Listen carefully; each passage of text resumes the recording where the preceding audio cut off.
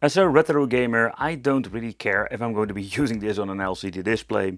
If you're having an RGB device or Sega Dreamcast with an amazing signal and good RGB signal out, you do have like absolutely a blast to the past. However, I do understand if people want to see a CRT in one of my videos, and I actually did. A great example, if you want to use this old light gun situation, we're going to be needing a CRT. However, I do got something that's pretty awesome.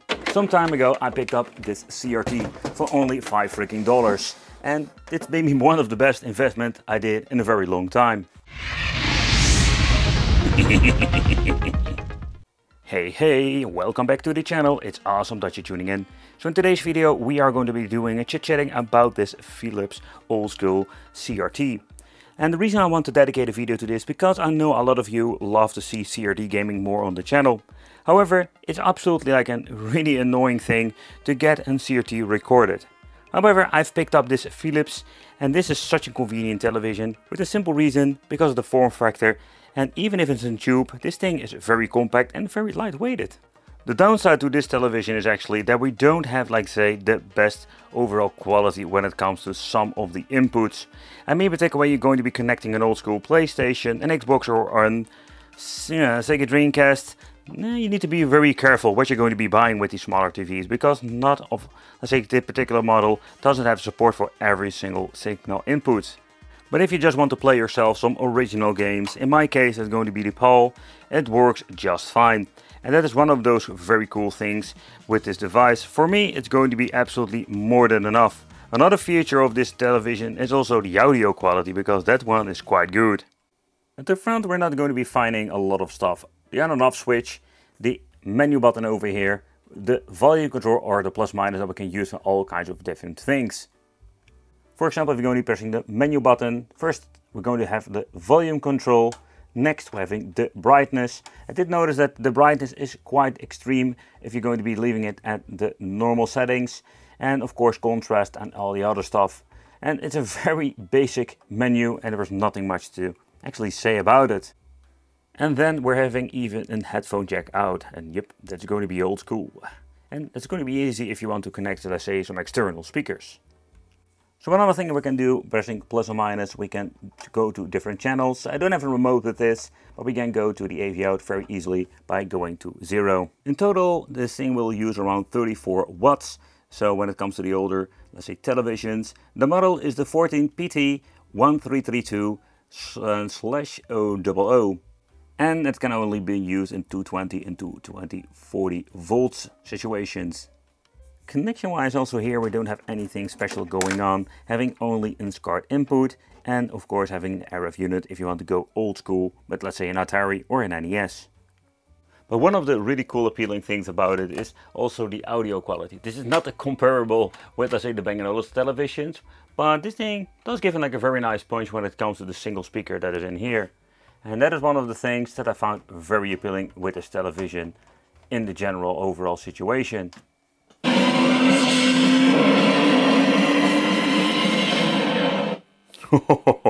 That was loud.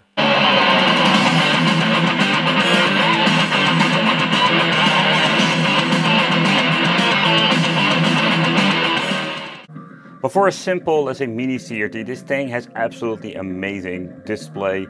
And I can tell you that I really love this round Philips tube, or at least the Philips tube I'm thinking they are using. The old school days were Philips making a lot of, let's say, pieces of hardware. Fun fact, I think there's also one of those, like say, proud companies we had back in the day that was like having so many development of different stuff. But for me, like, I do play some of those games like this on like an LCD. With the right RGB cable, I don't really mind, but of course having just an AV out signal, this is just great. And most of the LCD displays has horrible audio quality. And I think one of the most appealing things why everybody should have like a mini CRT in their collection, because you can bring these things very easily with you. If you want to have a retro party, you can just do that fairly easy without having the hassle. But there are so many different ways to play. So let's do a quick overview of some retro gaming systems and maybe even the light guns when it comes to this tiny CRT. Because when it comes to retro gaming mode, yep, you're at the right place here. Let's see. Ouch, it says ouch, but... You know, the flickering says that there's actually something going on over here. But so far, no.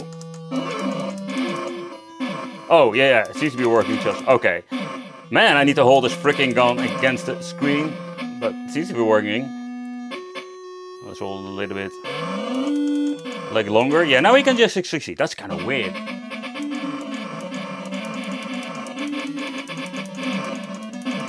Man, what a game this is.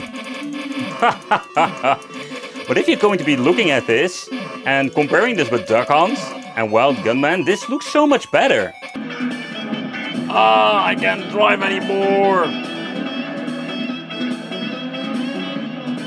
Love the music.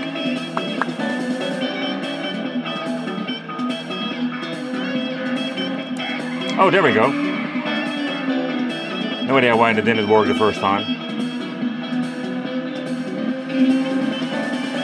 In the next game, we're going to be shooting ninjas. Okay, 20 seconds, no limit. And that's another cool thing. It are like quick games. Okay.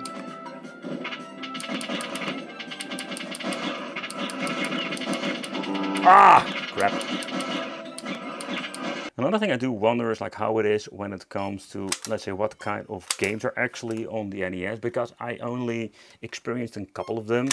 I think back in the day, and I had multi-game cards. I can still remember having some of them. I've never really played this because my first light gun I had for the NES didn't really work like this one does. Freeze, motherfucker! There we go.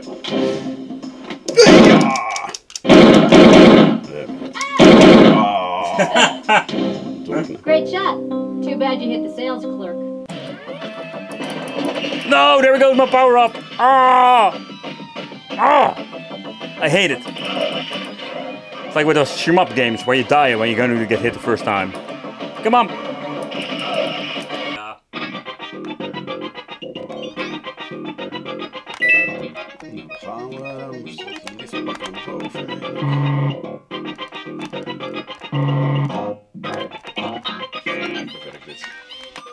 Oh. What? Oh. Seriously, whoa, this is going to be... What? What's going on with my accuracy? Help! What? I was not even aiming at that! Oh, what a complete BS this is. What is going on? I do have the idea that the sound effects are way better. Yeah, the sound effects are way better.